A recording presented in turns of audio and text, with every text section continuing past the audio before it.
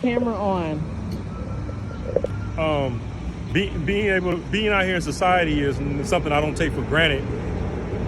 A lot of people in prison didn't make it. You know, a lot of people died of cancer or is dying in prison because of being an old age or whatever the situation may be. So I don't take this opportunity for granted that I'm able to be out here in society. I don't take any medication, no blood pressure medication, no cholesterol medication. I'm in my right frame of mind. I'm very grateful, for this opportunity, and something that, after 27 years of incarceration, man, I'm just thankful to be here, man, because I didn't see this coming at one point in time, and when I was in prison. So I'm not looking back. Can you tell us what it's like meeting your mates out in society that you did time with? Oh, when I see people that I did time with that's out here in society, I see a glow about themselves. I see a appreciation about life about when I'm dealing with them. Everybody's just so happy and just to be out and just working and being responsible. And a lot of people that I was incarcerated, they really taking advantage of this opportunity. So it's just a blessing to see them out here excelling. Freedom looks good on them.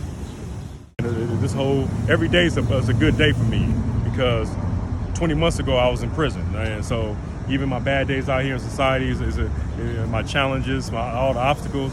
I embrace that because it humbles me, and I'm thankful, and I just go through the storm because I've been through tougher storms. Good and stuff like that, and it kind of like led me down that the path that I want to hang out with gang members and drug dealers, because I wanted to fit in.